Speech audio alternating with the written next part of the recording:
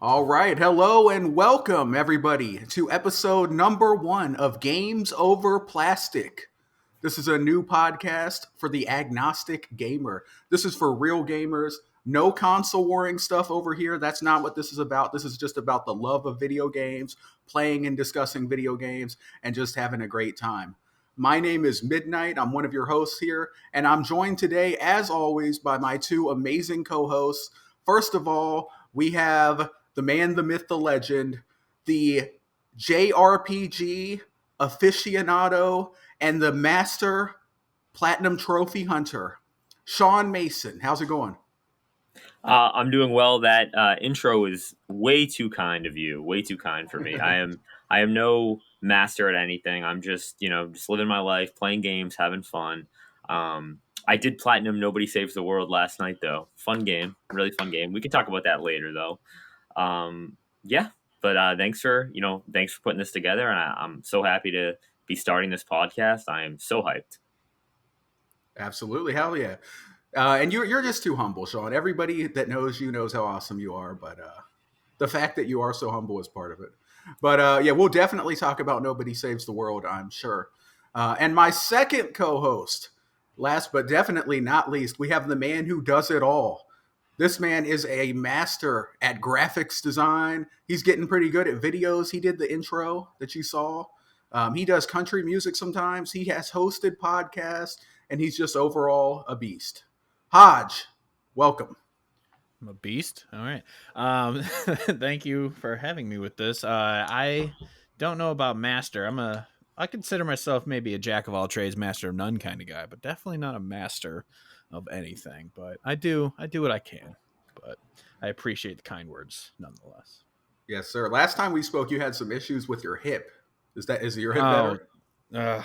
Actually, yeah, it's gotten a lot better. It tweaks every once in a while, but overall, like there was a few days where it just straight up hurt to walk. But no, that's good. But this week it's been a lot. We tried getting this. We've been planning this for a while, but this last week got a new job. That was up. The Toby Keith died. That was down. But it's been a week. I'm happy to be here. Happy to record a podcast and talk about some video games. Yes, sir. Well, rest in peace, Toby Keith. My cat is saying that too. Cat, I'm recording a podcast, please. All right. So this is episode 1, everybody. That being the case, we realize that, a lot of you out there listening, you may not know exactly who we are. You may not know who I am, who Hodge is, whatever. So we thought it would be appropriate to start this episode off with a little bit of introductions. So let's go ahead and take some time to let the audience know who we are, what is our gaming history, what type of games do we like, what platforms do we like to play on? Anything else you want to share? Hodge, let's go ahead and start with you. Who is Hodge? We got some technical difficulties. It's all right. It's all right. Technical difficulties. Sean, you want to introduce yourself? Sure. Yeah. Hi, my name's Sean. Been gaming my entire life. Was born into a house that already had a PlayStation and an NES and a Super Nintendo. I was born in 1996. So those are like the first 3 consoles I really have some memories of playing. I love JRPGs thanks to my dad. My dad really got me into these weeby JRPG games. Some of my earlier memories are watching my dad play some of the early Final Fantasy games and the Dragon Quest games, back then Dragon Warrior. And yeah, I'm a huge JRPG fan. I love platformers. Again, grew up with that Super Nintendo, so I was playing a lot of Mario. Mario World is one of my favorite platformers of all time. Absolutely adore that game. Actually, one of the first games I ever beat on my own was Mario World. I was so hyped. But yeah, I love JRPGs. I love 2D platformers. I'm trying to expand my reach. I do like 3D open world games as well, like Western RPGs. But yeah, overall, I love video games, and I'm so happy to be here because this is a place where we can talk about games positively, and I'm so happy. Yes, sir. Yes, sir. I agree with everything. Hodge, are you back? We had some technical difficulties. You hear me? We hear you. Okay. All right, good. I don't know why. Yeah, we had some random, like, as you were saying my name, my headphone turned off. I'm like, I hope it gives me a long intro or I hope I get back in time, but obviously that did not happen. But I am back. All right. Well, tell us a bit about yourself. What's your What's your story? Yeah, I was born in 1943. I'm World a War II veteran. Yeah, I'm a '90s kid, so I grew up loving. I mean, we'll get into. I'm sure we have this as a theme later, but kind of what it got us in gaming.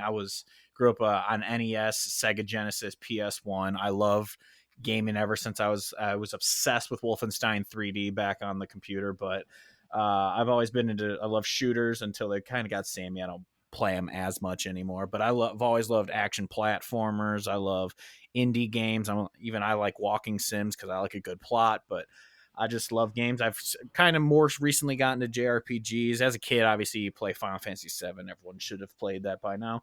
But I I've didn't been play more it. into them since then. But yeah, I love games. I love playing them. I like trying new stuff. But yeah, platformers and probably shooters and stuff like that are my niche. All right, all right. Yeah, I've never played Final Fantasy VII. I know it's a sin. What's wrong with me? Well, this podcast's over. Bye, everyone. Yep, I No. gotta go. Sorry. Hey, it was a good first episode, guys. Thanks for tuning in, everybody. No. All right, all right. So, introductions out of the way. Wait, I didn't do mine. What am I talking about? Sorry, we had the technical difficulties, and that threw me for a loop. So, my name is Midnight. I started gaming way back. I'm old. I'm over 40. I'm 41. So, I That's not started old. gaming. It feels old. I honestly, Forever young. I hate telling people how old I am because it's like such a young man's game out here, you know, gamers and stuff. It's like, man, this guy is old. It's a boomer, you know. But now I started gaming with the NES. That was my first console, and then I had a Sega Genesis. And then after that, I moved to the Nintendo 64. I also had a PS1 for a while. I'm not really going to go into every console because that's a topic we're probably going to get in later. But I've been gaming for a long time. Is the point? I went through a long phase where I was doing a lot of live service games, big Call of Duty, bro, lots of Call of Duty stuff. Actually, was a YouTuber for a while, from like 2011, excuse me, to 2013, and I was doing Call of Duty YouTube videos. Had a podcast called the Effortless Podcast I was on, which was a Call of Duty podcast. So I was in the Call of Duty plantation for a long time. I also played a lot of Smite, which is a MOBA, CS:GO. But these days, over the last several years, I've been catching up on my backlog, and I've really been focusing on single player games. Been doing a lot of single player games, a lot of RPGs, adventures, third person games, and stuff like that. So I just love video games. Xbox is my preferred platform, but I'm not a fanboy though. I own a PlayStation 5. I'm gonna get the Switch 2 when it comes out. I play some games on PC. I love all the games. I play them wherever they're at, and I'm excited for this podcast. You may never have played Final Fantasy VII, but I can say I have never played a Call of Duty game online. I mean, That's crazy to me. you've also never played Skyrim, which That is which true. I find completely unacceptable and end the Neither have podcast I. worthy. All right, guys, thanks for listening to the show. No. Hey, I gotta say that's actually a plus because it shows that we have a range of what we play on this. We're not all gonna be just yesing anding the every game that's said. So we have a range of tastes on this podcast. We do have a range, and actually, you know, when I said I wanted to do a podcast, I immediately wanted to have you two on to do it with me because you guys are awesome, first of all, but also because of the range of games that we have that we like to play. You know, I love, you know, the RPGs and the stuff like that. Sean, I know you're really big into JRPGs, but you play kind of a bit of everything. Hodge, I know you like the indie games and the shorter games, but you know, obviously dabble all around. I think we just have a good mix. Good mix. Most definitely. All right. So the podcast. This is the deal, guys. This is going to go up on Monday. The plan is for this to go up on Mondays. It's going to be a bi-weekly podcast. So every other Monday, you're going to get a new Games Over Plastic podcast episode from us. Unless there's some kind of technical issue or something, we'll let you know. But that's the goal. That's the plan. So look forward to that, please. Life gets in the way. Life does get in the way. And we may occasionally, you know, the plan is for it to be bi-weekly, but if there's something major that we're really excited and we want to talk about it, who knows, maybe we'll slip in an extra episode here and there. No promises, but that could happen. If anybody has topics or questions that they want us to cover, leave a comment in the YouTube video. and we might use your comment or your topic on a future episode. Again, there's no guarantees, but we might do that. So definitely feel free to leave comments and we will read and engage with those. Yeah, and we're going to try and get this up on all the podcast platforms for audio. So, review us there, leave comments there, and we'll try and see everything that we can. Yes, sir. Yes, sir. Sean, anything that I forgot to cover here during the intro, you think? Nothing really. I think we got everything covered. Yeah, just echoing what you guys said, we would love for people to, engage with our podcast, but we understand there's a million podcasts out there. So, if you could just, like or, just comment, that'd be pretty cool. But if not, no biggie. Yeah, we're doing this for fun more so than anything else. So for sure, we get listeners, cool. If we don't, then we're talking to the void, just having fun. For sure. Yeah, this really is a crowded space. I was reading somewhere that something like almost 1 million brand new podcasts were created in 2023 alone, and that is crazy. So definitely choppy waters, but we're not here for money. That's not the goal. We're here to have fun. So that's what we're going to do. So why don't we go ahead and jump into the topics? The first and biggest news story that I want to get into, obviously, this is what we're all here for to talk about.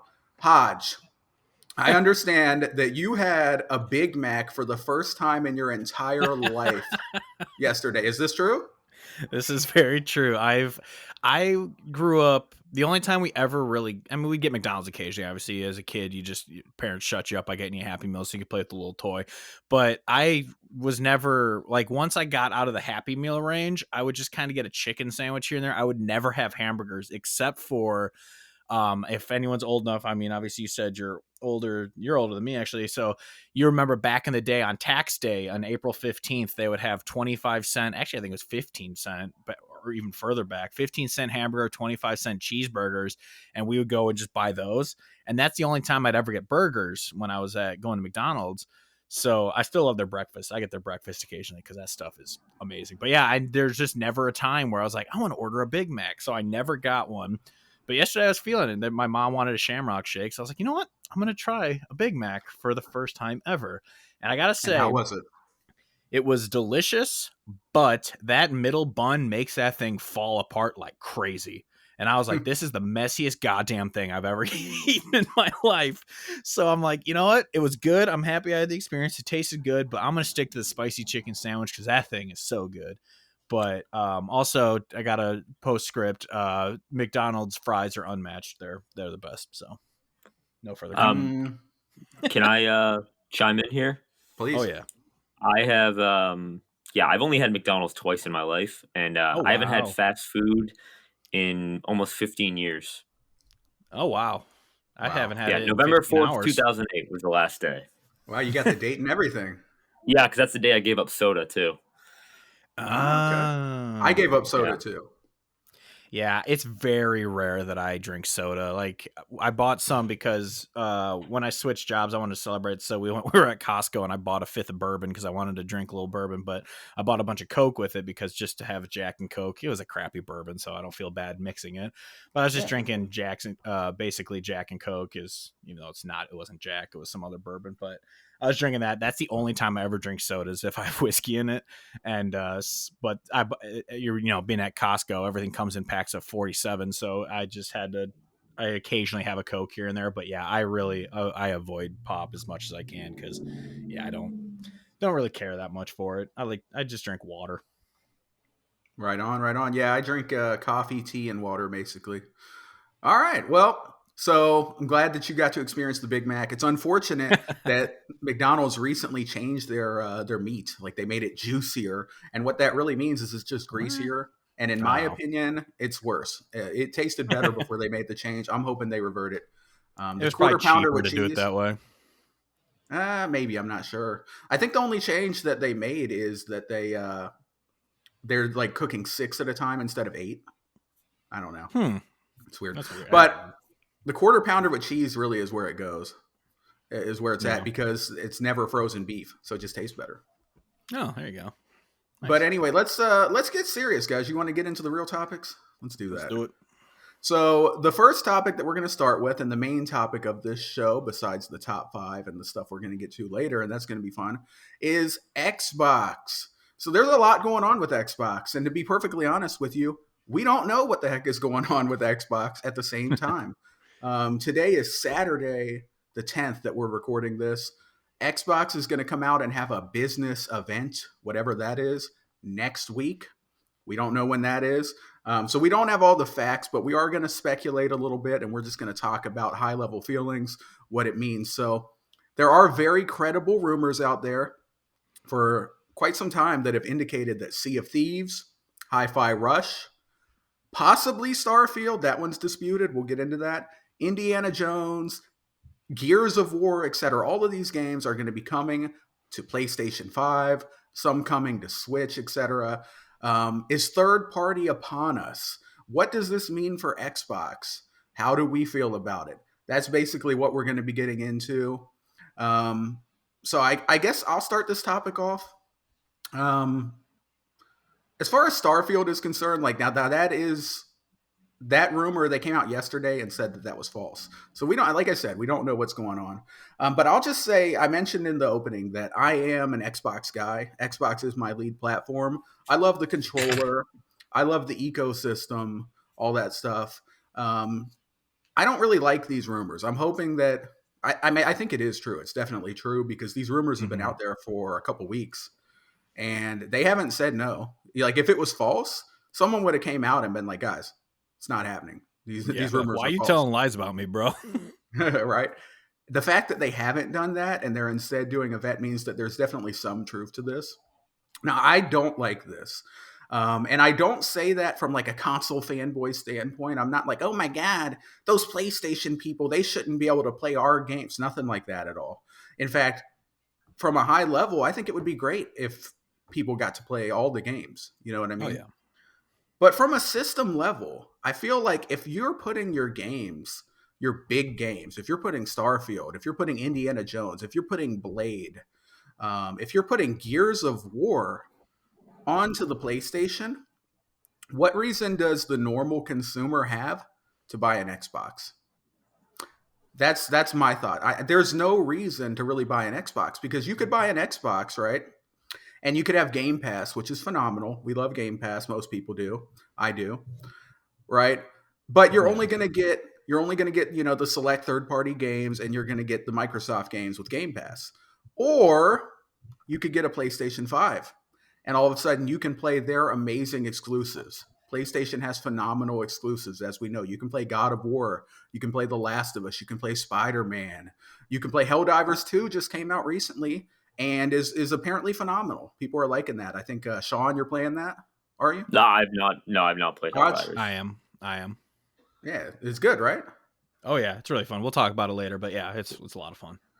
So you get the PlayStation, and you can play all these phenomenal PlayStation exclusives. You can play all the third-party games, and they get more third-party games too. They get like all the Japanese games and everything that many skip the Xbox platform. Yeah, Xbox basically had to beg Squeenix to come to the console. Right, yeah, exactly. And you can get Xbox games, even if they don't come day and date, even if you have to wait 6 months to a year. If I'm just your average, Joe Gamer out there, I'm fine with waiting 6 months and I'll just play it then, and I'll get a platinum trophy. So well, it's like I've saw online people were saying this, and it's true. It's like that basically makes Xbox the beta testers for games because they get patched, they get fixed, and so if they come to PlayStation 6 months to a year down the road, they're fixed by then. Exactly. Yeah. So I'll just finish my high level thoughts, and then I'll let you guys get into your bars, and then we'll go back and forth. But that's the way I see it. I feel like this is going to do irreparable harm to the Xbox brand and would eventually kill the Xbox brand, in my opinion, if they go down this path, because your average consumer is just going to buy a PlayStation. And when that happens, the market share for Xbox, which is already quite a bit smaller, is going to condense and shrink even more and more and more. And when that happens, third-party support down the road may start to dry up even more. More games may be like, I'm just going to skip Xbox because there's not that many people on there that are going to buy it. And then eventually you could get to a point where it's not tenable anymore to really have the Xbox ecosystem. And then what happens to your digital library? But I've said a lot. Like I said, we're going to go back and forth. So I want to go ahead and pass this off now to, let's see, Sean. What are your thoughts on the Xbox? Well, before I say that, Midnight, I think you already laid out the argument to buy an Xbox still, and that is Game Pass. Sure. It's gonna if you subscribe to Game Pass, you don't have to pay $70 for the Xbox game. That's the argument that Microsoft is going to make about why you should still buy the Xbox.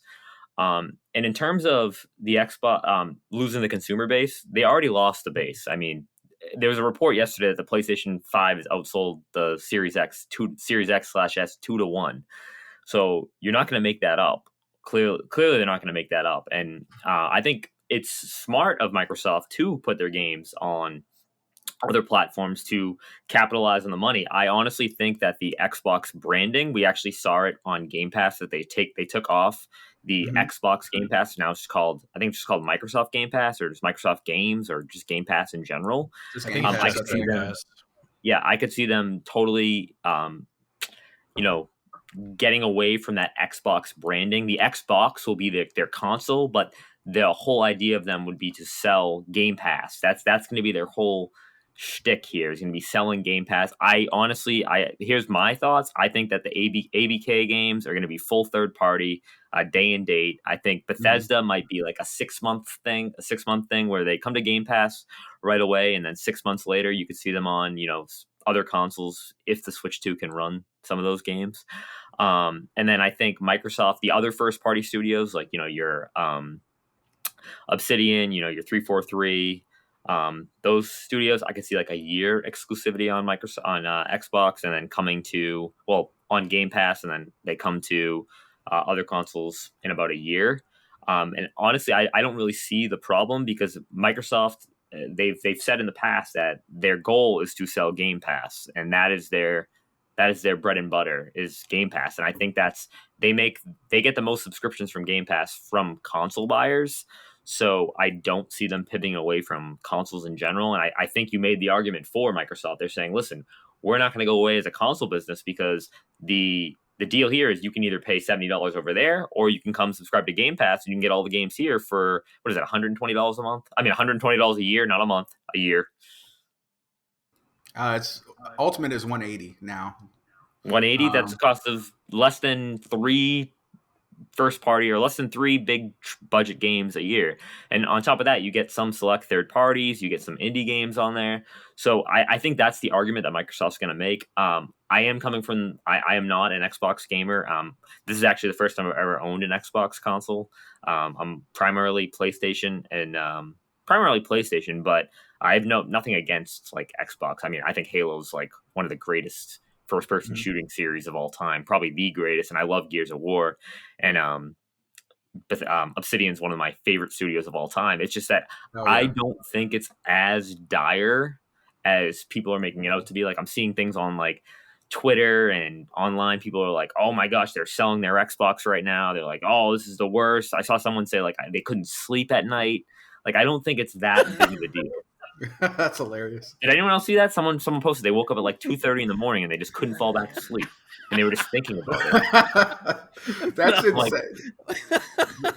See, those are the type of people that this show's not for, because we're not doing that pod. Are they dating their console? Because the only time I've ever lost sleep because of something was like after a breakup. You lose sleep, you're like, oh, I can't sleep, I missed this person. But it's like, it's a box, man. What the? Oh my god. And it's not even like we don't even know the real news. We don't even know what's going to happen. They could come out and say, yeah, we're putting some games on other consoles, but listen, we're still going to have our console. Blade's still going to be exclusive. We don't know what they're going to say. Yeah. It's basically like, oh man, I'm losing sleep because my buddy said he saw my girlfriend in St. Louis, even though we live in California. It's like, wait, what? Well, she's on a business trip. Yeah, exactly. I did see on Twitter some dude tweeted at Phil Spencer or something, a destroyed Xbox Series X. He's like, I've had it. I've destroyed this thing. How dare you? It's like, what? Gosh. Some of these people need mental help, I think. But, yeah. Just a little Sean, excellent points. Was there anything else you wanted to touch on at the start here? Nothing real crazy. Just that I would be excited for more people to be able to try the greatness that is Halo. Mm-hmm. And that's coming from a non-FPS fan that I absolutely love Halo. Oh, the Bungie trilogy, even Reach on top of it. Those are some of the best first-person shooting games I've ever played in my life. Dude, I even loved 4. I loved 4. I did like The 4. story. I mostly played it online, which we could talk about another time. But yeah, I did like 4. The story, it was decent. It wasn't as good as the original, but it was still a good story and good game. I Well, like the see, I story didn't for 4. I was like, yeah, we got to save Cortana. Yeah.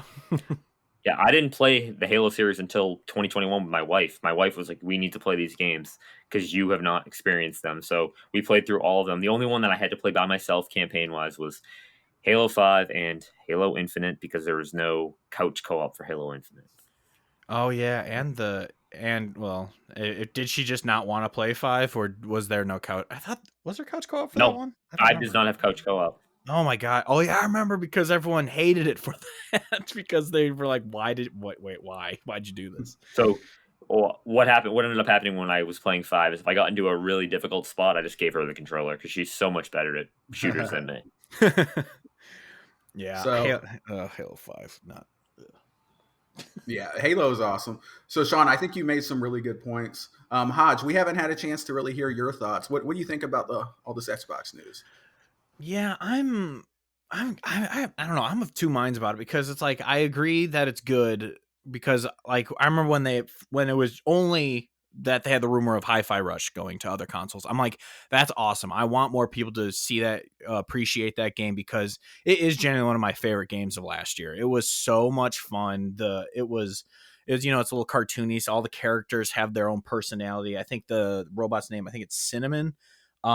He was hilarious. I loved every bit. It was the fact that it was an action platformer but rhythm based. It was so cool. So I was like, I just want everyone to play this game. That it was shadow dropped into Game Pass, so they ate all of their sales by not promoting it beforehand and just dropping it to Game Pass, just having people play it that way. So by putting it on Switch and PlayStation, that's really smart for their business of let's sell this game that is a critical darling, and also we can make money, and that's let everyone have this game. But then also at the same time, it's that same argument of what you said of what's the point of having an Xbox if I can just, because there are some people, they're not going to want to play the whole catalog of Game Pass. Like there's like, I've said this before, if they put out like back when it was on Netflix, if they put out the Daredevil TV show on Blu-ray, I would have just bought that. I don't even need Netflix. I don't want to have Netflix for it. I just want to watch that show. And so there's going to be people like that where it's like, yeah, I could get Game Pass, but I'm only going to buy this 1 or 2 games anyway. So it's cheaper than having Game Pass. But for the people like me who love jumping in on all these little indies, and Hi-Fi Rush being a sub 10-hour game, I like being able to have that Game Pass of just jumping in and doing all this stuff. So even if all of this is true, I'm still going to have both consoles because it'll just switch of where Xbox right now is my primary and I only play exclusives on PlayStation. PlayStation might become my primary and I'll just play Game Pass on Xbox, which is all they want, to be honest. So it's a smart strategy for them. So, I mean, because really the people who are who mostly say like, what's the point of having this Xbox? They don't, Microsoft doesn't care. They're going to sell it because it's a piece of equipment that they want to sell, but they want to make the money off Game Pass, and their games get their, 70-30% cut or whatever it is on PlayStation. So that they care about the money, not what the people on Twitter screaming, melting down like, this is my Xbox and why can't I play all this? What's the point? My life is over. They don't give a shit about that. They just want to make money. So it's smart for Xbox, and I understand. But like Sean said, you made the point for him that, well, if you're gonna sell the Xbox by saying you can play it cheaper with Game Pass, or you can buy it a la carte on PlayStation. So they're not really shooting themselves in the foot too much, as much as the Twitter fanboys are thinking. But yeah, I don't know. I'm of two minds of like, yeah, you want the console, but at the same time, it's really not that big of a deal. I don't know. I'm rambling. Yeah. I don't know. I kind of see it a little bit differently. I'm going to take the more doomer perspective here because I see your guys' point, and you guys make excellent points about Game Pass being, obviously Game Pass is such an amazing value, right? But I think the one thing that you have to consider is we're assuming like we're comparing, okay, $180 a year for Game Pass. Well, that's cheaper than buying 3 games. Like 3 games is $210, right? And that Yeah. does make sense, but what if they don't have the console yet? They would also have to go out and invest $550 for the Xbox Series X console, plus buy Game Pass, or they can just stay on PlayStation, play their phenomenal first party output on PlayStation, and just drop $70 here and there when there's an Xbox title that interests them. And I think a lot of people will go that route if this is the case. And like I said, my concern, I'm not concerned with the awesome PlayStation and Nintendo fans getting to experience these games. I think that's a great thing. These are great games, and it would be great if more people can play them. But my only concern is that if they condense their market share even more, they could start to lose more third-party support. And eventually, I worry about my digital library. Like, I own like, I don't know, like 400 or 500 games on Xbox. Probably not that much. But if they do this, honestly, I'm probably going to start buying all my games and playing all my games on PlayStation because I feel like my digital library will be safer down the road. Yeah, that's fair. I honestly don't think that Xbox really Microsoft really cares about selling Xbox consoles. I mean, they've basically said that in the past that their game plan is all on Game Pass. That's why I could see a world where PC Game Pass and Xbox Game Pass, right? Well, PC Game Pass and Game Pass, aren't they a little different right now? Don't they put different games on PC sometimes? Yeah, a little bit. Yeah, sometimes. Usually whatever's on console is on PC, but then PC gets the ones that are only PC games, like the Age of Empires type games, or like Death Stranding was on Xbox or PC Game Pass for a while. But see, it wouldn't shock me if they merged the two and just one Game Pass, because again, their whole goal is to just sell the subscription of Game Pass. I don't think they expect that they're gonna recoup some of those console losses. I don't think that's not what they're thinking. Honestly, I think that I could see them just releasing, here's a streaming stick you stick into your TV with Game Pass on it, or you tap into the Game Pass market. I don't think they really care about the consoles anymore. I'm not saying they're not going to make a new console, but I honestly don't think they care. Whatever they sell, they'll sell, but that's not their primary goal. Remember how much money Microsoft has. I don't think they really care about the actual physical hardware. Yeah. They make their money off software, not hardware.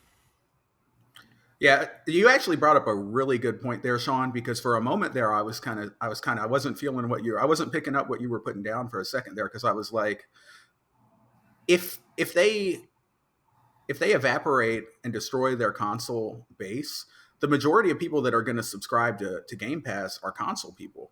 PlayStation's not putting Game Pass on PlayStation, probably not. So you're not going to get PlayStation gamers on Game Pass. But then you mentioned the streaming stick, and that was a really good point.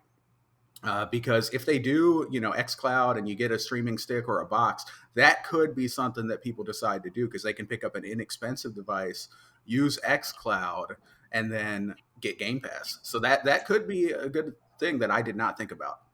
Exactly. I could see down the road, let's say, this is very far down the road. And I hate playing in the lane of what ifs, but this is very far down the road. But let's say after the PS6 generation. So let's say Sony came out with a PS7.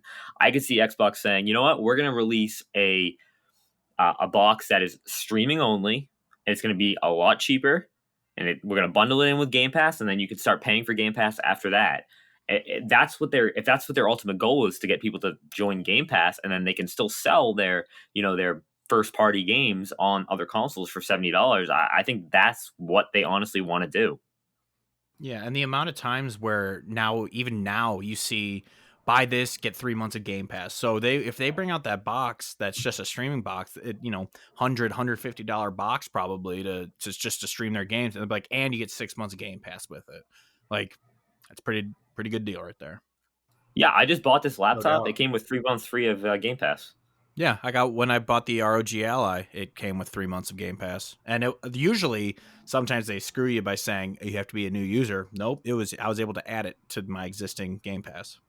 Same here. They're giving out Game Pass on like bags of Doritos chips I saw the other day or something like that. It's like those ones are usually like a week or whatever, but yeah. Yeah. Yeah. So I think you guys made some great points. We really, like I said, we don't know what's going to happen yet. Next week we'll have more information. So I would expect on the next episode of Games Over Plastic, we're going to have more to discuss. I don't want to cut this too short though. Do you guys have any other things that you want to talk about this, or any other thoughts? Well, yeah, I just kind of want to talk about how it's been changing ever since. Like, it doesn't come as too much as a surprise. It when I first heard it, it felt like a throw in the towel moment. But then I realized, I'm like, they've been kind of on the back foot ever since the Xbox One, which, for the record, I liked my Xbox One and the Kinect, so I'm not the one to talk to about this. But also at the same time, Microsoft, in that same vein, has always been ahead of the curve, but just people aren't ready for it. Like, I know people have talked about how they had a tablet before the iPad, and everyone's like, why would I ever need this? And now the iPad is the most popular tablet in the world.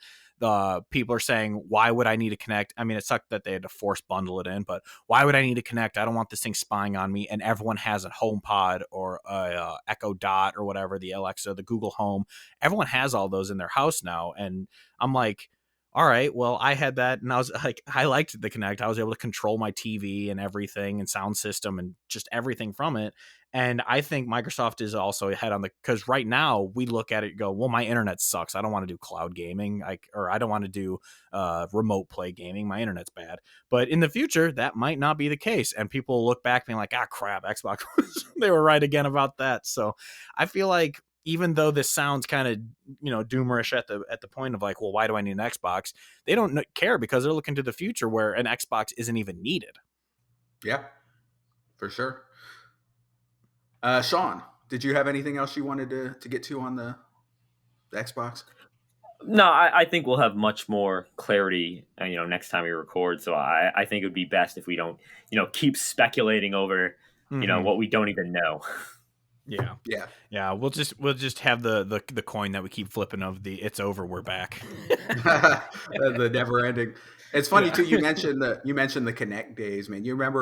I remember playing Call of Duty and stuff, and people in the chat, what's it called, the voice chat, they'd be like, Xbox off, and they would be trying to get your Kinect to turn your console off, like trolling you. That was funny. I remember that too.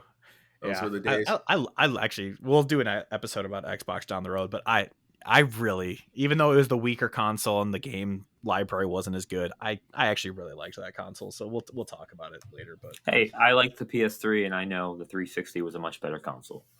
Oh, the 360, love that beast. I actually like the PS3. Absolutely love it.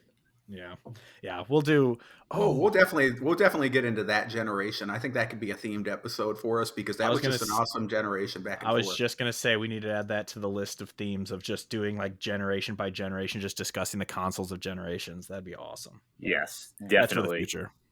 No doubt. All right. So, yeah, like I said, I took kind of the more doomerish approach on here just to play devil's advocate. I do just want to wrap this up by saying, again, I don't have a problem with other people enjoying games. I think Sea of Thieves, I think they 100% should put that on PlayStation and Switch. Yeah. That would be great for the game. And have it be crossplay. Yeah, I think that'd be great. Grow that base and let people have fun and sail the seas. And then Hi-Fi Rush. Yeah.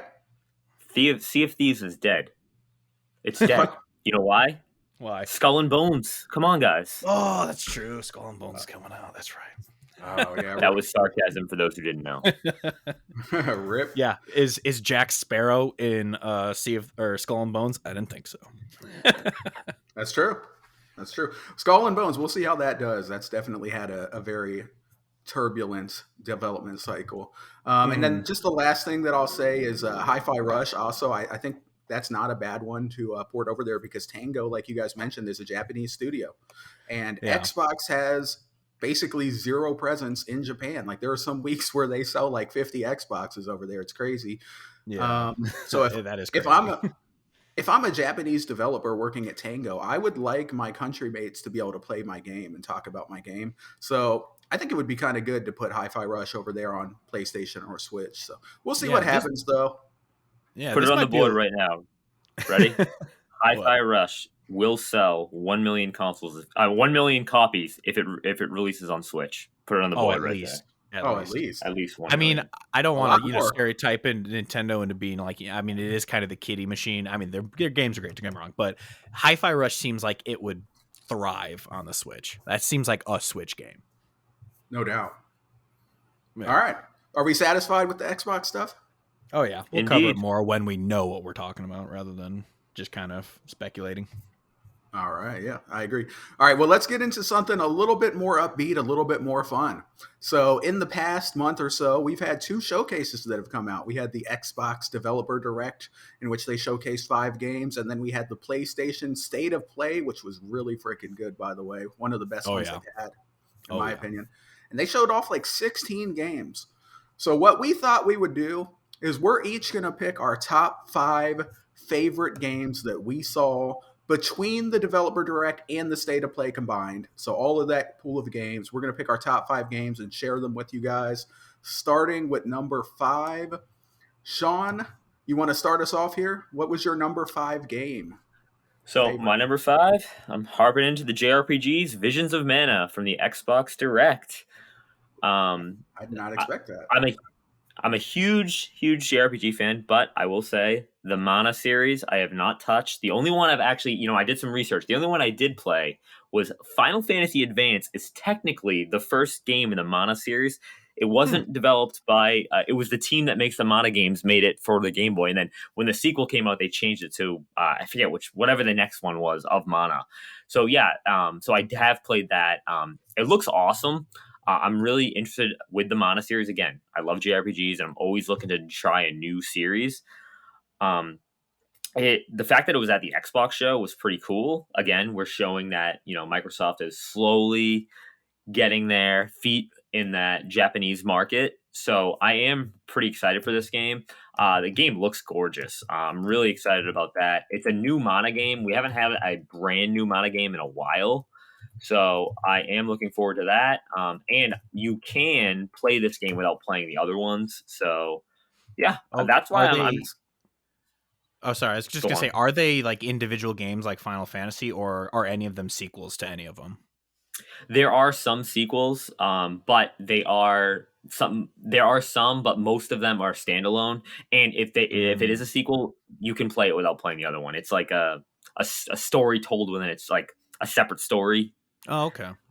And it's an action role playing game, so it's not like your normal turn based combat, and it is semi open world. So that's pretty cool. I know Square, their open world games aren't the greatest. They don't have a great history with open world, but it's semi open. I think that's what their bread and butter is. And yeah, I'm pretty excited for this one. Okay. I'm a little bit shocked that you picked that because I knew that you didn't play the previous Mana games.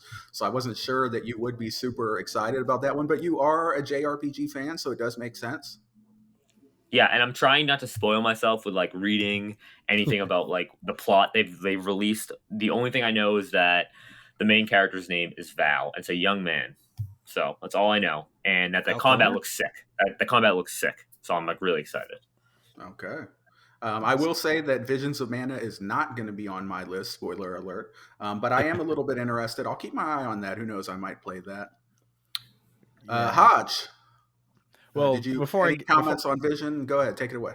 Yeah. I was gonna say, it was one that kind of I was like, oh, that's pretty cool, but it wasn't one that I was super stoked on. But if it were to have been announced for Game Pass, I probably would have given it a try. But since it is just coming to Xbox, I'm just happy that Xbox players get to experience it. With it being part of the Direct, if we didn't say that already, it wasn't in the State of Play. It was in or was it in? I don't know if it was in the one also, but it was in the Developer Direct, and so I was like, oh, that's cool that Xbox is playing nice with Square and that is going to come to it. But since it's not going to be in Game Pass, I probably won't drop the money on it. If it ever comes to it later, maybe I'll give it a shot. But as of right now, it looks cool, but I probably don't have the time for it. Dang, Xbox players don't buy games confirmed? I know. Just kidding. It's the first brand new Mana game in almost 20 years. So, oh wow, non re-release. Right on. Hodge, you want to give us your number 5? Yeah, my phone just turned off, so I got to turn it back on. All right, there we go. My number 5 is actually Avowed from the Developer Direct. This game, like, I have said this before. Like I said, I haven't played Skyrim, and everyone hates me for it. I've played Fallout 3 and 4. I played Starfield. I played Outer Worlds, which is also by Obsidian, and seeing this game made me very intrigued in it. I loved the wand kind of action. I've never been a first person melee kind of person, so it just looks weird to me. I don't know why. But this game, it just looked gorgeous. I don't understand the complaints of it where people are like, this doesn't look good. I'm like, what are you talking about? This is gorgeous. This game looks, it has just so much personality to it. And as much as I loved Outer Worlds, even though I didn't get to finish it, I fell off of it for some reason. It's been years. I don't remember anymore, but I loved that game. And so I was getting excited that I'm like, oh, cool. Vowed, Game Pass. I'll get to try it for free. If I want to buy it down the road, I'll buy it down the road. And also me being a graphics nerd, the cover art for that game is the best cover art I've seen for a game in years. It's so good. Gorgeous. It's so clean. Yeah, but it just seeing that, it just stuck out to me, and I have faith in Obsidian. I've never played Fallout New Vegas. I should do that eventually. But yeah, Obsidian, they're 1-for-1 for because I think the only game I play by them is Outer Worlds, but they're 1-for-1 for me, and so Avowed looks really fun. I'm excited for it, but it's number 5 on my list because, as you guys know, I'm more of the action kind of guy. I don't do RPGs as much, so I'm not as stoked as my other 4, but this game definitely stuck out to me, so I wanted to include it on my list. I was juggling between Avowed and Dragon's Dogma 2, but I ended up going with Avowed, and I'm looking forward to hopping into it when it comes out. Okay. So Dragon's Dogma 2 is an honorable mention from you? Is that what you're saying?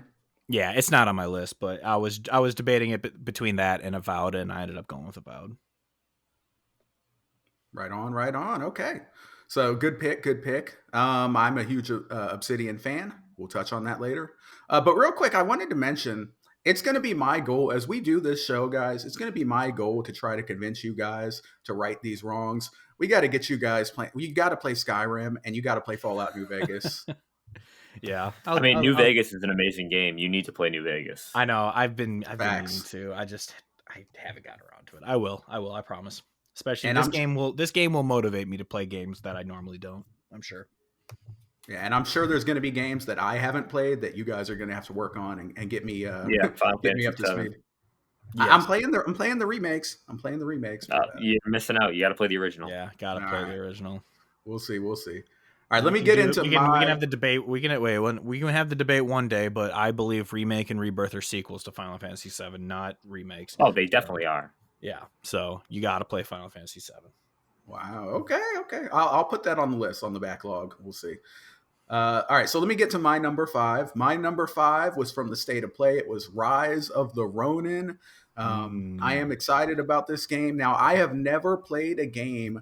This is from Team Ninja, right?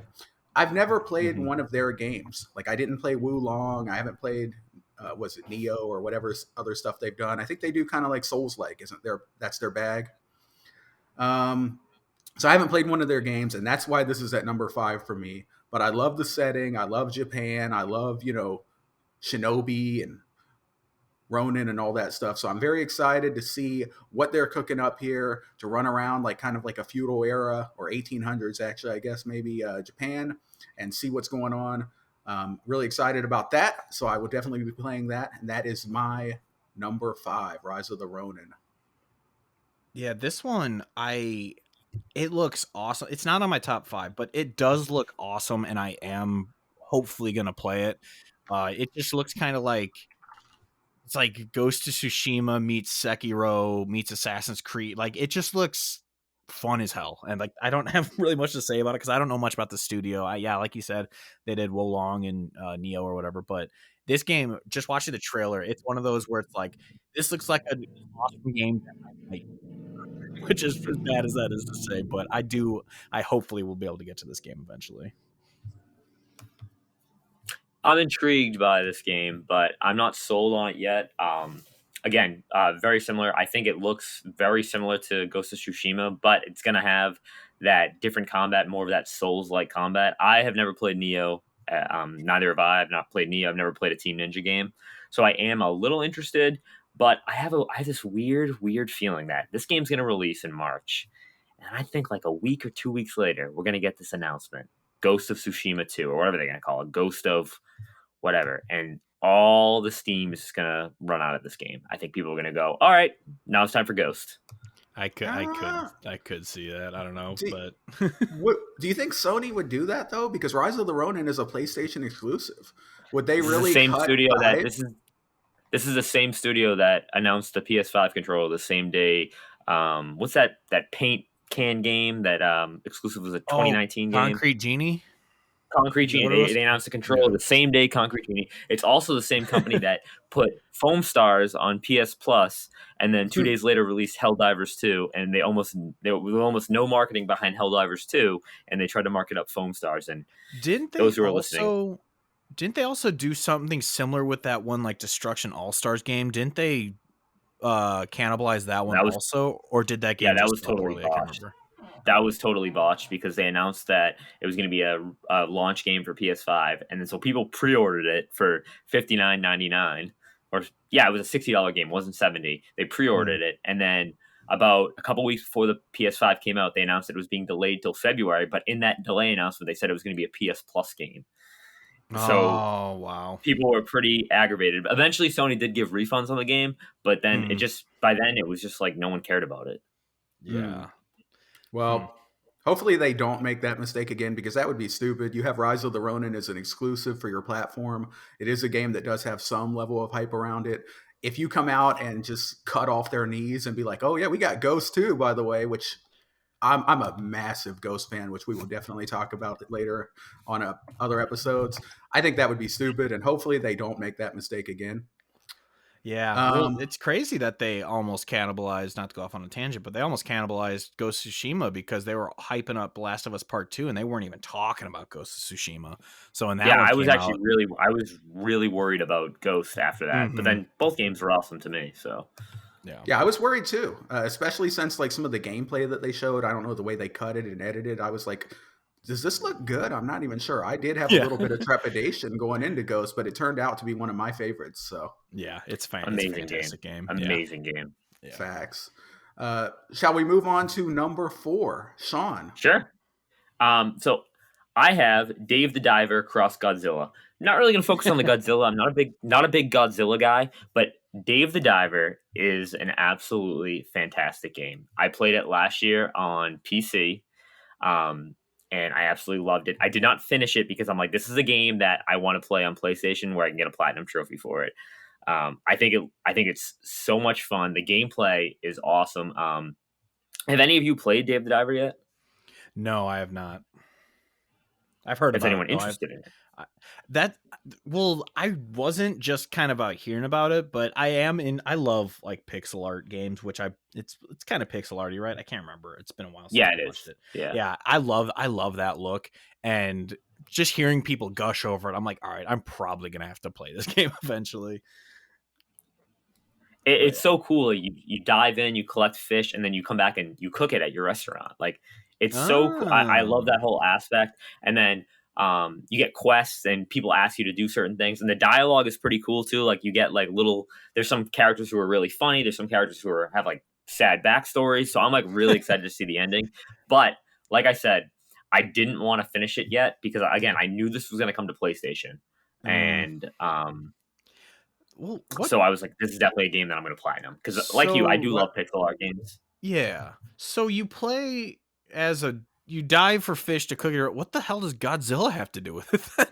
That's what I'm wondering. And funny thing is, my dad is like a huge Godzilla fan. So after the state of play, when he saw the Godzilla like cross, he like texted me just a GIF of Godzilla, and I had no context of it because I was coaching a basketball game at the time. So I'm like, why are you sending me Godzilla? So then I saw it and I'm like, oh, that makes sense. And he's gonna love. This is a game my dad's gonna love. First of all, he's a big PlayStation guy, and he's gonna love Dave the Diver. And then the Cross Godzilla, he's sold on it day one. If he hasn't, if he's a big Godzilla fan, I'm sure he's seen it. But if he hasn't, you guys have to see Godzilla -1. Just a little side note: that movie is amazing. I want to see that. It looks. He has seen it. It's so. I've not seen it. He has seen it, but I don't even care about Godzilla, but that movie is phenomenal. I will mention that I watched Godzilla vs. Kong recently, and that movie is trash. Like I was not enjoying that at all. Came out. Did you like it? It was entertaining. It was a blockbuster, and it was a popcorn flick. Yeah. Yeah. I only watched it because it was during the year of HBO Max putting all the movies Yep. on That's Max what. day and Yeah. date with theaters, so that's the only It reason I was watched March 2021. I remember because it. we watched it after a Sunday dinner. Oh, nice. All right. Very nice. So that's a good pick. It's not on my list. Maybe I'll check that out later. We'll see. That does come out in May, I believe. So look forward to that. Hodge, what's your number 4? My number 4 is Indiana Jones. This was at the Developer Direct. This is the one that's going to be on every console, not just Xbox. No, I don't know. But this one was honestly watching the Direct. I was like, first person indie. I don't know. I know they don't want to be Uncharted or Tomb Raider. I understand that, but I was like, it just seems like you're playing as Indy. You got to see Indy, like the iconic jacket, the hat, and everything. And they even made him look like Harrison Ford. So I was like, making it first person, I don't get it. But then I kind of kept watching. I was like, oh, it's stealth and it's machine games, who I have all the faith in the world in.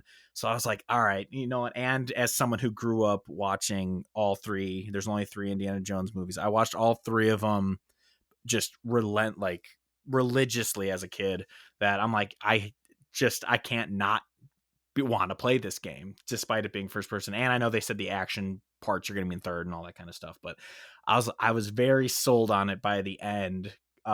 Just like, all right, even though it's Troy Baker doing the voice, it doesn't really sound at all like Indy, but I'm like, you know what? I don't even care. This game, just beating up Nazis and finding treasure. I'm in. Screw it. I'm in. So I'm excited for it. Yep. Sean, I don't know if that's going to be on your list later, then maybe don't get into it too much. But if it's not on your list, do you have indie thoughts? It's not. It just missed my list. I had up until the Direct, I had zero history with Indiana Jones.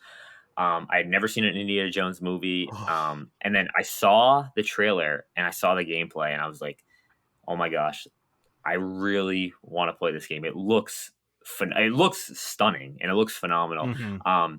I think I do like Troy Baker as a voice actor. So, and not really having a history with the franchise, I didn't really have that disconnect, but I definitely am going to want to play this game. So what I ended up doing since the trailer, I did watch the first 2 Indiana Jones movies and absolutely loved them. And I'm like, why did I wait 27 years to watch these movies? So you still have to watch Last Crusade. That's my favorite one. I know Last Crusade. I know everyone says Raiders is the best one, which I can accept, but for some reason, as a kid, Last Crusade was always the one I loved. I love that movie so much. So yeah, I had to do my homework before I could play the game.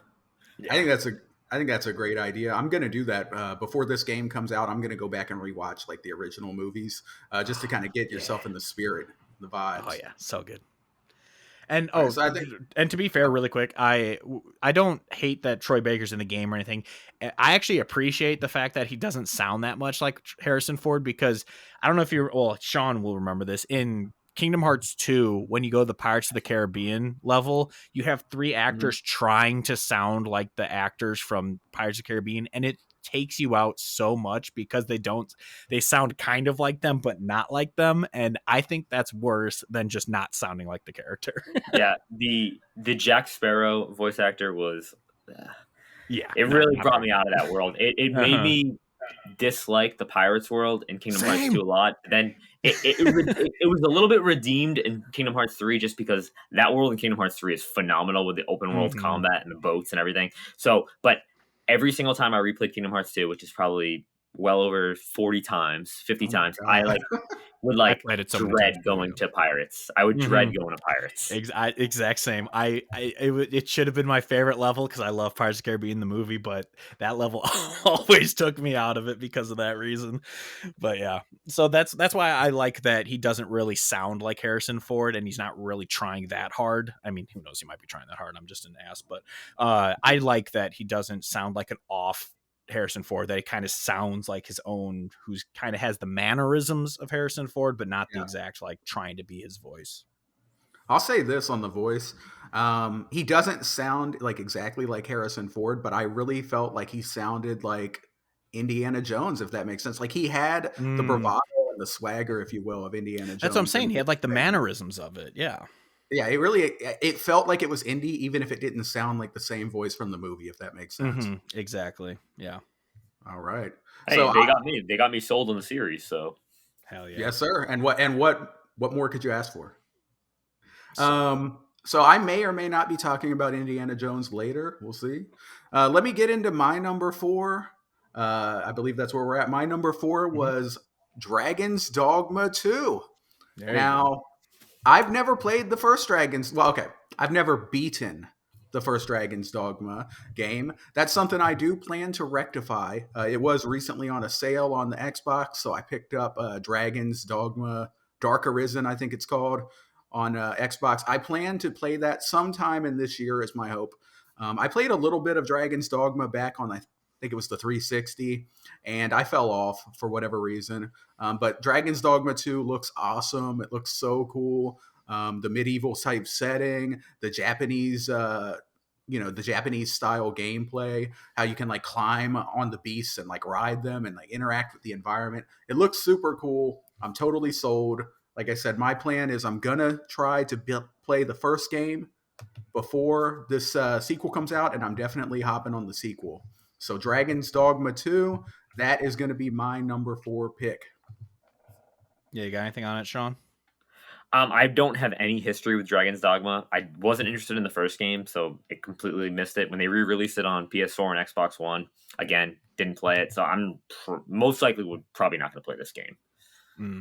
Yeah, see, like I said, this was one that barely missed my list. I've never played the first one either. I don't care about the first one. I didn't even know what this game was when they were showing it. I was just watching the gameplay like, oh, this looks really cool. Like, it had really good graphics. You're playing as like a wizard shooting, ice at dinosaurs or whatever. And I'm like, damn, this looks really cool. And then it showed, that at the end, Dragon Dogma 2. I'm like, oh, that's what this game is. Because I had heard of it, and I know a lot of people are excited for it to come out this year. So I was just like, I don't know what that game is. I know that it exists. I've heard the name Dragon's Dogma, but I had no idea what it was. So seeing that gameplay trailer, I was like, that actually looks really cool. I just didn't add it to my list because it was just kind of a game I thought looked cool, but it's not one that I'm like super hyped to play. I might play it eventually, but it just looked cool. And so I was like, all right, it's one that I wasn't expecting as to be one that looked good to me, but it looks sweet.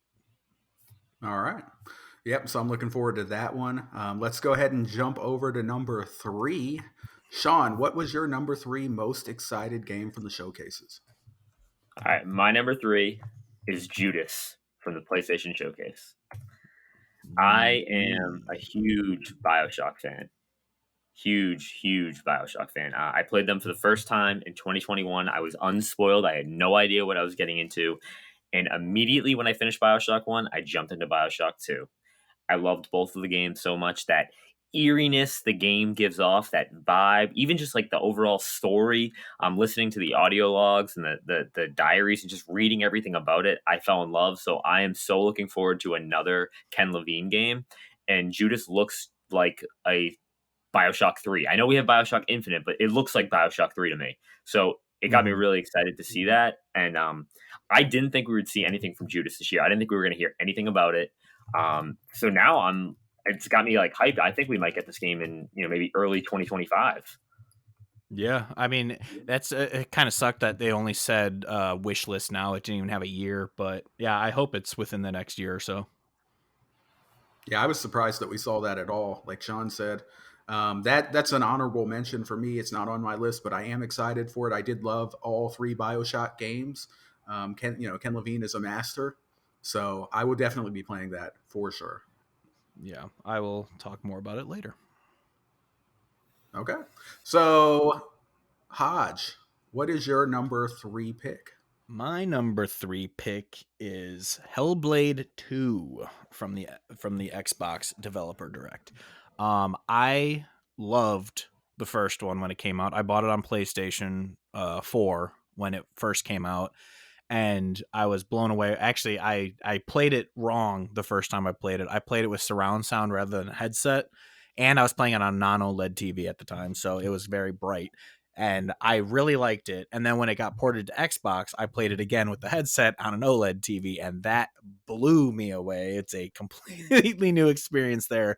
But I love I know a lot of people are like, I wish every game would let you skip puzzles, which to a point I agree. But I am a puzzle. I love playing puzzle games, and I love walking sims that have cool plots. Like I've said before many times to people who know me, I love Gone Home, What Remains of Edith Finch. I love those games where it's just kind of like you're in a world you don't really know what you're doing, but it's just kind of a environmental storytelling type game. And that's what I got out of Hellblade for the most part. It was a little tedious after a while of like having to connect every little symbol to open a door. That kind of got old after a little while, but the story of Senua was awesome and I loved it. So I did kind of get a little burnout seeing trailers ever since they announced the Xbox in 2019. I think it was at the Game Awards in 2019. They announced it and they showed off the thing. So it's like, oh heck yeah, this game's coming soon. And now we're finally getting it in May of this year. They keep showing trailers that are just like a little gameplay snippet. I'm like, I don't need to see any more. Just tell me when it's coming out. So seeing it again, I wasn't super hyped about seeing it again, but once they had the date, I was like, yes, I'm in. I am so excited for this game. They definitely showed the heck out of it. That's for sure. Mm-hmm. And hearing that it's like a sub 10-hour game, music to my ears. I don't need every game to be a 40-hour game. I don't have that much time to play games anymore. So hearing where I could beat it in a weekend, I understand they work hard for me to not beat it in a weekend and say what's next, but I'm excited that I can play it in a week or two. Yep. Sean, any comments you want to get on Hellblade 2, or is that going to be later? Yeah, this was not on my list mainly because I haven't played the first one, but this what they've shown of it, I know they've shown it many times, and I was getting a little sick of it. But what they have shown of it looks really cool. Looks pretty awesome. So it has got me like I am gonna play the first one before this game comes out, and at some point I will pick it up. Probably use my wife's Game Pass to try it out. But yeah, I am. It's got me intrigued into the franchise, so I am looking forward to. And that being that shorter game, I think it will be one of those weekend games or 2 weekend games. So that's pretty cool. Yeah, if you don't go out of your way to be like try and find all of like the little I don't remember what they're called. You find like these stone tablets that basically tell you a story, and you have to find them all to get the platinum or whatever. But if you don't do that, it's probably if you don't go out of your way, just search every nook and cranny. It's probably a 5, 6, 7 hour game at most. So yeah, it's good. Yeah, Hellblade 2 is not on my list actually. I played the first game, I didn't finish it. I did like what I played, but I'm not a massive puzzle guy. Hodge, you love puzzles, I do not. So it didn't really stick with me. There was just so many puzzles in that first Hellblade game. It's like the first couple times it was cool, like like aligning the sigils and unlock the path. But I got a little bit tired of the puzzles. I may still check out Hellblade 2. We'll see. But it definitely looks beautiful. Like the graphics are insane. Oh, the it's performance, gorgeous. It's insane. And OLED gang, you're definitely going to be feasting with that one on the OLED screen with the visuals. Yeah, because there's a lot of darkness in that game. So when I played it first, I just had a normal 4K TV. It wasn't OLED. And just sitting in a dark room, just with it blaring in your face because you see just that mushy gray rather than black. Yeah, it didn't look as good. But once you play it on OLED, it's another game. OLED is a game changer. I got mine recently, like 6 months ago. Oh yeah, I remember you joined the OLED gang.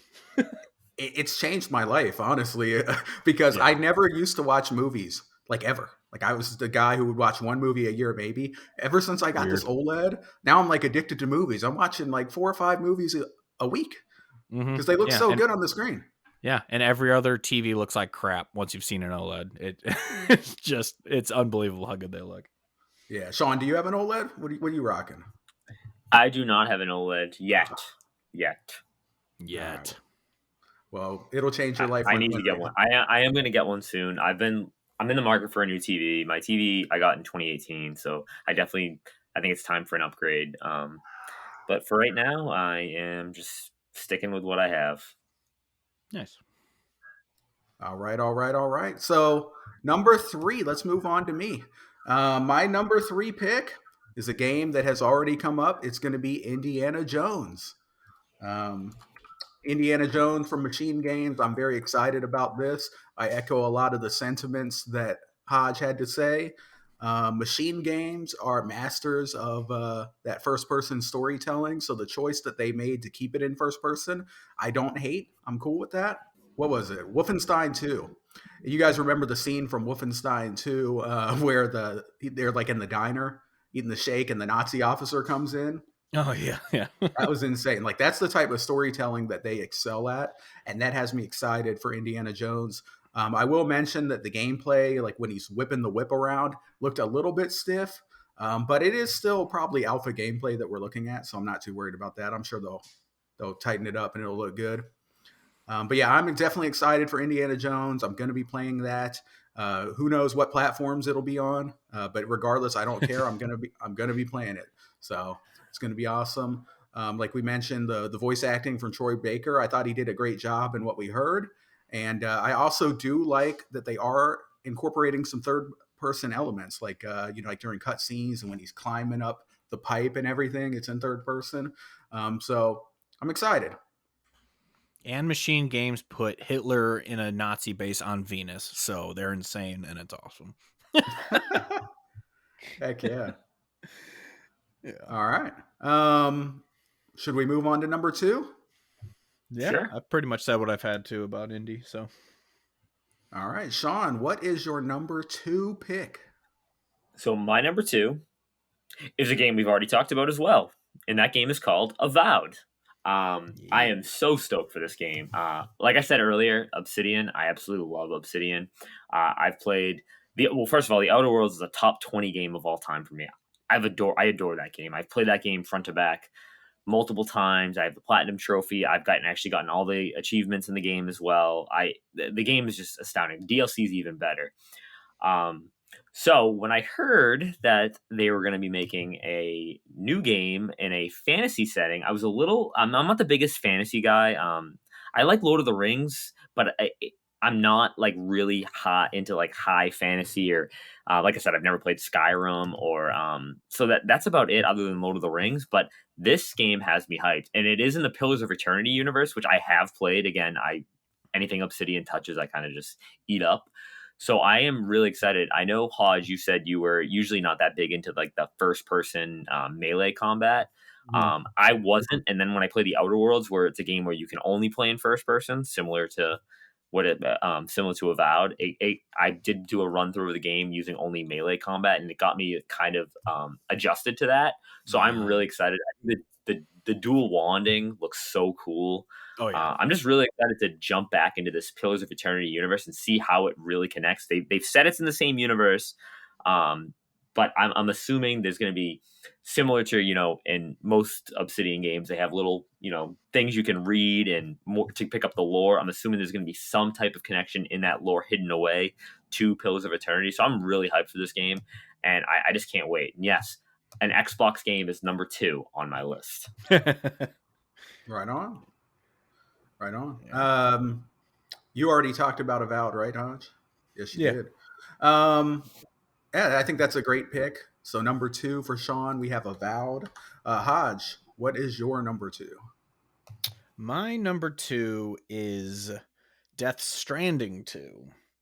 I was in the camp of this game looks stupid when the first one was announced, because I was like, this is a bunch of nonsense. All you do is deliver packages and it doesn't look that entertaining. And I even remember watching reviews saying with people clowning on it. But then I played Death Stranding. I don't even know why. I think just one day it was on sale or something. I was like, you know what? Screw it. I'll play it. Next thing I know, I'm 80 hours into the game and I am in love with that game. It's one of the only games I've ever actually bought merchandise for. Like usually I don't buy like shirts that say, whatever game on it, but I bought multiple Death Stranding shirts and a hoodie, and I even bought the little oh my gosh, I forgot its name. The little robot guy who the Kojima like robot logo. I bought a little statue of him, and like I was never actually growing up. I've tried playing Metal Gear Solid many, many times, the first one, but the controls are just so jank at this point that I just cannot do it. And so I've never bothered trying any of the other ones, which I know I should. I probably will eventually, but I've never played any of the Metal Gear games, so I didn't care about Kojima at all. But now I'm like, whatever this man does, I'm in. I'm so excited for 2. We saw this, like, what was it, almost it was 9 minutes or something long trailer of all this cutscenes Mhm. and stuff. And this, it just, I have no idea what's going on, but I'm 100% in. I love the first one. I'm actually gonna replay it, even though I know it's gonna be long. But it's not a game I'm gonna get burnt out on because it's a game I keep wanting to play, and so I'm excited to play that and then hop into Death Stranding 2 next year. So I'll probably play it this year so I can have a little time in between it. But I actually started playing it on my ROG when I flew down to Texas this last summer because my brother got married down there. So I flew down for his wedding, and it was on PC Game Pass at the time. So I was playing it on my ROG on the go, and that was the coolest thing ever. But it's not on there anymore, so I'm just going to play the director's cut on PS5 because I hadn't played that version of it. I only played it PS4 version. So I'm going to replay it, and then I'm just so excited to get into Death Stranding 2 with all just the weirdness of the trailer, like the Venom cat, the hands mask, the weird Troy Baker Joker guitar guy. Like I'm just all in. I'm all in. I'm so excited for this game. It's Death Stranding actually I think might be my favorite PS4 game. Like I voted for it when for anyone who's listening who listens to LSM content, they did a top PS4 games, and I voted for that for number one. It's probably my favorite PS4 game. I love it, even though there's a lot of bangers on PS4, which we'll talk about one day. But yeah, I'm so, I don't know why. Like people even ask me like, why do you like Death Stranding? I'm like, I don't know, but it's awesome and you should play it. Like if you hate it, you hate it, but I love it. I can't explain why. It's just awesome. It's relaxing. You deliver packages, you dodge weird rain monsters. I love it. I'm so excited for 2. I'm all in. Yeah. Sean, do you have anything you want to say on Death Stranding 2? I've never played Death Stranding 1. Similar to Hodge, at first I thought it looked stupid, but then hearing what everyone has said about it has gotten me so intrigued over the last few years that I need to play this game. So I will be playing this game, and we will be doing a special episode for Death Stranding. Yes, let's do it. We have Right. to. Right on. Yeah, that sounds good to me because I am a big fan of Death Stranding as well. The first game I loved. It is a walking sim. It is a UPS simulator, but I love that. There's just something that was like very cathartic and therapeutic about just walking through and like having to pace yourselves and make sure that all your steps are right and you don't fall, and then having to spray off the rust from the time fall rain and stuff. It was really cool, and I really liked it. And the But fact yeah, that like it's a semi-online game where people leave their ladders for you and their ropes for you. They help you build the roads and all. It's so cool. oh yeah, that too. That's cool. Let me go ahead and hop into my my number 2 game, excuse me, which is something very similar to what we might have just heard because my number 2 game is Death Stranding 2 as well. I'm super Yes. excited for Death Stranding 2. Similar to I think what you were saying, I have never really had much history with Kojima before Death Stranding. I didn't play like any of the Metal Gear games, which I know is a sin. I tried Metal Gear Solid 5, and I didn't really get into it because I'm not the most stealthy person. I'm more of like the Leroy Jenkins type gamer that just runs in there. So I had some troubles trying to play number 5 of Metal Gear because like you get detected and then all hell breaks loose. So I kind of dropped that game pretty quick. But Death Stranding, I absolutely loved. One of my favorite games on the PlayStation for sure. So I cannot wait for Death Stranding 2. Kojima is a madman, and I love it.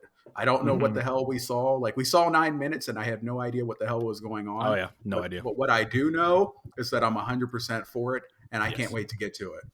So excited. Yeah, Kojima is just a master at like telling stories. I know you guys both said you're not into Metal Gear, but MGS4, Metal Gear Solid 4 is just like absolute peak fiction with some of the stuff that goes on in that game. Yeah. Yeah. Yeah, I was hoping that those collections that came out would like change the Update the controls a little bit, controls. but yeah, I heard that they didn't, so I was kind of bummed about that. No, 'Cause I they was like, haven't. I've played them. They don't.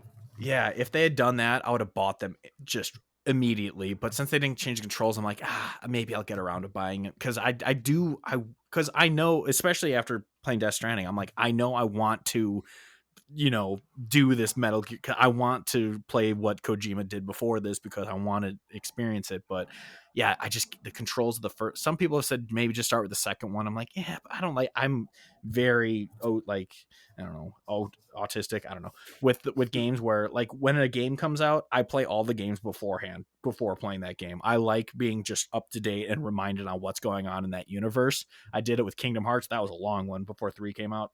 playing all those games.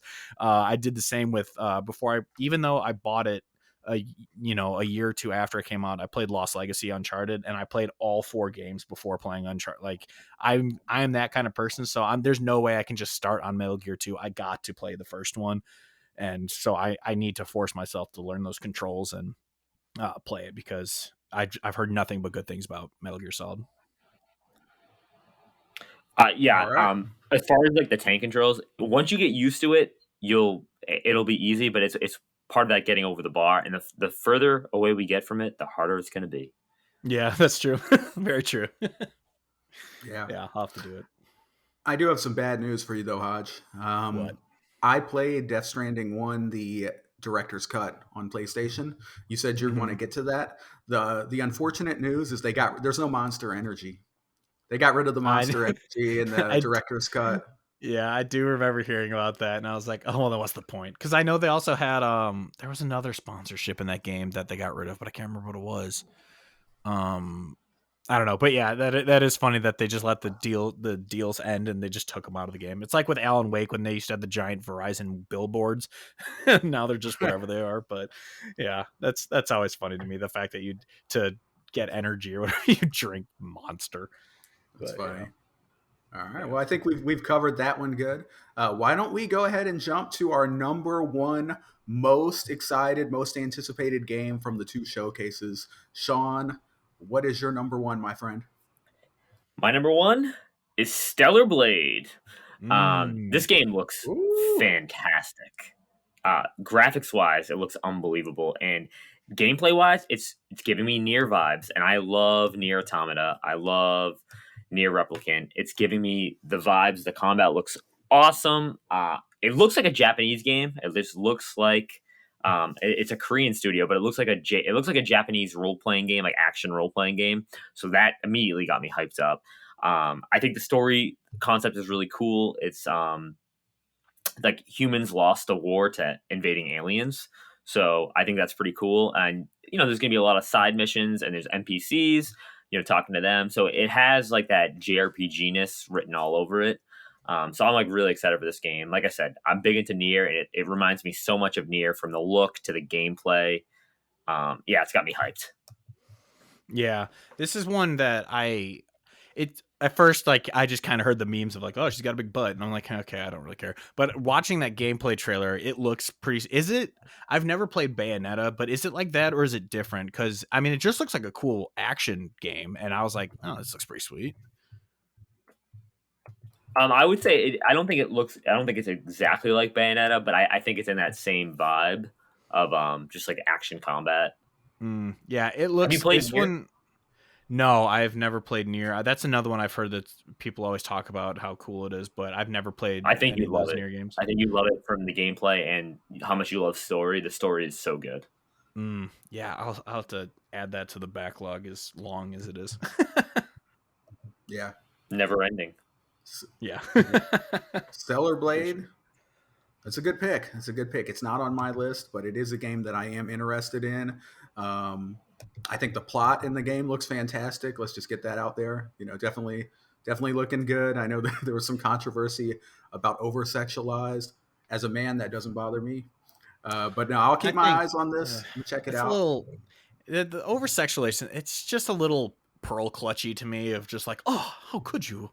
But like, who cares? Like, and that every girl who cosplays is going to want to cosplay as his character. Like, that's always the thing. It's like, oh, the sexualization of character. I'm like, cosplayers love these things, and you guys are like acting like they need to be these frumpy old women. Like, people love dressing as these characters, and women love looking good and doing these things. So it's always just that fucking chick who looks like me with blue hair bitching about it. It's like, no, you shut up. She looks fine. And her body's based off a real model I remember reading about. So I'm like, shut up. This is a real person, and Shut up. Yeah. As a man, I just say, hey, bring on the fan service. I have no complaints, and I never will. Yeah, So I there's think a the game difference looks between great. this. Yeah, there's a difference between this lady looking good and then you have like what was it, the DOA beach volleyball crap, like where it's just chicks with big tits and bikinis playing Like I get that, but this people are allowed to be hot. Shut up. Exactly. So I think, Sean, I think that was a great pick. Like I said, not on my list, Thank but you. I am excited for it too. Yeah. Hodge, what's your number one? My number one, I don't even have to look at my phone, is Judas. Ooh.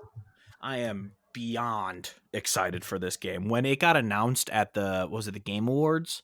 Or was it a Summerfest? I can't remember which one it was, but it was I still remember because it was Judas and Hades 2 back to back, and I was just on cloud nine seeing those two things back to back. But as you said before, the Bioshock 1 is one of my favorite, if not probably not my favorite. It's top 3 because it's impossible to choose a favorite game of all time. But Bioshock 1, I remember getting I bought my Xbox 360 in 2007 when I was working a part-time job. I just saved up all my money so I could buy an Xbox. I bought Halo 3, Call of Duty 4, and Bioshock. Actually, no, I didn't buy a Bioshock when I bought it. I bought it later. But so I go home, and that's back when they had demos, and I downloaded the Bioshock demo, and I was so blown away by that demo that next day I bought the game, and I've been obsessed with it ever since. Bioshock 2, the story isn't as good, and I know it's not technically a Ken Levine game, but the gameplay is even better than the first one in Bioshock 2. It's such a fun game. And then I love Infinite, even though I remember it took me about a week to understand what was going on after I had beaten it. But but those games are so good. So seeing Judas pop up, I too did not expect to see it at the show. And it straight up looks like Bioshock 4. It looks so good. You were talking about how you think, it's kind of a Bioshock 3. And I have to say that too, because like Rapture is the coolest setting ever. The Oh, vibe of so cool. that city is just like the 1950s vibe of just like I'm pretty sure it's like New Year 59 or something. They have like the banners when you arrive there, and like it's so cool. I've even read the book. I love the book actually. Just Bioshock Rapture, great book. But so just seeing this, I was just, oh my God, I cannot wait for this game. It looks amazing. It sucks that, like we said before, there's no date on it right now, not even a year, but I will be there day one, minute one. I'll call in sick to play it. I don't care. I have to play this game. It looks so, so, so, so good. All right. Yeah, it's a good pick. We went over that a little bit earlier. Definitely, we're looking forward to that one. So can't wait to see more of it and get that in our hands and start playing it. Mm-hmm. All right. Number one for me is going to be another game that has previously come up, and that is going to be one of my all-time favorite studios' next game, the Black Rock. Avowed. Avowed is my number one. I love Obsidian. They are on my Mount Rushmore of developers. Everything that they touch is magic, in my opinion. KOTOR 2, phenomenal. Fallout New Vegas, you guys, you got to play that. Hodge, I think. So good, so good. Mm-hmm. Even like Pentiment. Pentiment is a game that I played and beat, and I absolutely loved it. I scored it on my backlog where I keep track of my games. I gave it a 5 out of 5. Like, it was so good. Nice. That is a game that I would never have touched in a million years if it wasn't from Obsidian. If I saw Pentiment come out there and it was just from Studio XYZ, I would have been like, ah, cool. I'm not playing that. But because it was Obsidian, and because I have so much trust in the storytelling and the mastery of Obsidian, I played Pentiment, and it was phenomenal. The story, the choices, trying to solve those mysteries. Act 2 in particular was so good. So that brings me back to Avowed. I cannot wait. It looks amazing. Some people I think were a little bit upset about the change of direction, like it not being a big Skyrim game, but that doesn't bother me. Obsidian wants to stick to their roots. They want to stick to their kind of AA or 2.5A hub-based development, and I'm all for it because they make such good games. Like the Outer Worlds, like we talked about, was phenomenal too. So can't wait to play Avowed. The magic that you can use looks so incredible. Like, you got like that big black hole that you could throw out there, and the enemies were getting sucked into it. There's just really cool stuff in the game. And then the main thing that Obsidian always excels at is the story. And they hinted that there's going to be choice and consequences. You know, they said like, you're either here to save us or destroy us. So that tells me that like, you know, you can get 2 playthroughs or more through on this game. And I'm just so excited. If you can't tell, Avowed is definitely my number 1 pick. Do you guys have anything else that you want to mention about Avowed before we go into the tabulation? It's an amazing game. It's going to be amazing. It's going to be amazing. No doubt, no doubt. All right. So while we've been doing this here, we have been tabulating the scoring here to see which games we are absolutely the most excited for overall.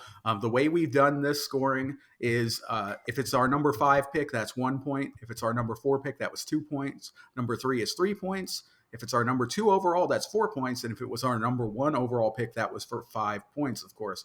We've gone ahead and done the math here. Very professional podcast over here. So let's go ahead and reveal these. What was our number 5 most anticipated game? So at the bottom, Hodge, you want to reveal that? It was. I'm gonna say that it's Stellar Blade just because even though it was Sean's number 1, he's the only one who picked it. So I would just put that because it was tied actually with number 4, which is Indiana Jones, but 2 of us picked that. So I kind of that makes I get that. Makes sense. It doesn't matter. It's just a little fun list we're doing. And then number 3 was tied also with number 2 at 8 points with Death Stranding 2 and Judas. They both had 8 points. So it's almost a top 3 with two ties. But and then our number 1 most excited game, because all 3 of us had it on our list, was Avowed, which is no surprise. Woo! I've really quickly, I feel like people are down on it. I don't like adding fuel to console wars, but I feel like it's because Xbox acquired them and now people have to try and nitpick every little Xbox thing, like because they've been messing up so much but it's like, no, you have to, it's still Obsidian, you still have to have faith in them, and this game looks awesome, so stop it, people. That's what I'm saying. Go ahead, Sean, you go. I don't know if it's the Xbox acquisition, because the Outer Worlds DLC was reviewed tremendously and perceived like insane, and that was after the Xbox purchase of Obsidian. Yeah, that's fair. But that wasn't exclusive though. And Avowed. But I'm just saying, neither will Avowed. Avowed's going to be on PS5. Come on. Yeah, I guess we don't know, huh? At this point, Avowed is going to be on PS3. Yeah, I don't want to really get into the. Sorry, Wii U. Go ahead, Sean. Yeah, and Wii U. And Wii U. Yeah. Yeah, that would be crazy. Yeah, I don't really want to get into a whole Xbox tax or anything, whether or not that's real or not. But I will say that I have seen some people be down on the game, of course. I've seen some people like, I don't know, I don't like how it looks and this, and I'm just like, really, bro? Like, you're doubting Obsidian? Like, this is Obsidian, bro. Obsidian does not miss. Now, that's my opinion. Some people may disagree, but I don't think they've ever made a bad game. I'm of the same opinion. Well, and that's the thing, though. Even if you think maybe a game by them wasn't for you, I actually do still need to play Pentiment. I forgot that. I actually had that downloaded on the Rod. It's so good. Yeah, it seems like an awesome game for handheld, so I was going to play it on my Raj. But it like even if they're not your cup of tea, none of their games have ever been bad except for the port for Outer Worlds, but they didn't do that. They didn't do that. Yeah, so you have to have faith in that. Like, there's no way anyone should be doubting what they can do. It's crazy to me that people are coming with doubts. Like, it would be like if Naughty Dog, I mean, whether you like Last of Us Part 2 or not, it's a quality game. And so it'd be like if they announce a game and everyone's like, I don't know, it doesn't look that good. I'm like, when have they missed? Like, what are you talking about? Like, you can't just all of a sudden be doubting on them. They're great. What are you doing? Exactly. Obsidian has a flawless track record to me. I think Avowed looks incredible. We've all spoken on it. I will say, Hodge, you definitely got to play Pentiment. I think you'll love it. I know, you just I really need to do. Go into it with the mindset that you're ready to read, because you're going to be doing a lot of reading. But that story will definitely grab you. And especially Act 2 was phenomenal. Like, the stakes, it ratchets up. It's like, I've never minded because the reading games, what are they called? Like visual novels or whatever. I love visual novels. Yeah, I've never minded them. Like I was really like a little side tangent. I was enthralled with Danganronpa 3 when it came to, or was it 3 or was it 1? crap, I can't remember which one it was. When it came to Game Pass, and I played it, and I was loving it. Actually, I think it was just the first one. And it was so much fun. I just fell off it because I don't like the walking around. I'm like, I'd rather just be talking to the people and reading what they have to say. So I might read the manga instead. But yeah, I don't mind like the visual novel aspect of just reading kind of stuff. It's just the gameplay outside of reading and figuring out who killed who and all that. I wasn't huge on, but yeah, I love that kind of aspect of it. So I'm really excited to get into Pentiment eventually. Yep. Right on, right on. Okay, so just to recap for you, audience, as a conglomerate here, our combined scores: Avowed was our number one most anticipated game. Death Stranding 2 was our number 2. Judas was our number 3. Indiana Jones was our number 4, and Stellar Blade was our number 5. If you got this far, if you're still listening to the podcast, if you're on YouTube, well, no matter where you are, thank you so much. We definitely appreciate you guys for sure. Leave a comment down below. Let us know what is your most anticipated games and any other questions or thoughts that you have for us. Like I said, if we like your comment or we like your topic, we may use that in a future episode. Who knows? But let's go ahead and wrap it up. We've been going here for a long time. It's been a great first episode, I feel. Sean, any final thoughts here for the podcast? Yeah, I think this is a great first episode. So happy to be here. So happy to be talking games and things we love and celebrate, not console wars. So yeah, thanks for listening. If you got this deep, thank you so much. I really, really appreciate it. Yeah, you're the real MVP if you made it this far. Thank you so much. Hodge, final thoughts. Yeah, same. I'm happy that we finally got to do this. I've been itching to podcast again ever since my last one went on hiatus. It's hiatus. I don't think it's going to end, but I've always loved podcasting, and if people want to listen to my stupid voice, then more power to them. But I've enjoyed talking with you guys. I'm looking forward to many, many more. Yep. Me too. Me too. I couldn't be happier with the cast that we've assembled here. Like I said, I immediately, you were the two that I thought that I wanted to do this podcast with. I think we've had a great first episode. Thank you so much, listeners. If you're still here, you guys are the best. We appreciate your support. You know, it's very busy waters out here. Busy waters. It's going to be hard to get much traction and climb these podcast seas, but we're here for the right reasons. We're here because we love video games, and we just wanted to have fun and talk about video games, and that's what we're going to do. So, episode 2 will be coming, probably should be in 2 weeks from now. So look forward to that, and we can't wait to see you guys again. Thank you very much. This has been episode 1 of Games Over Plastic. Please clap. Please clap. Thank you, guys. Bye. Goodbye. Bye.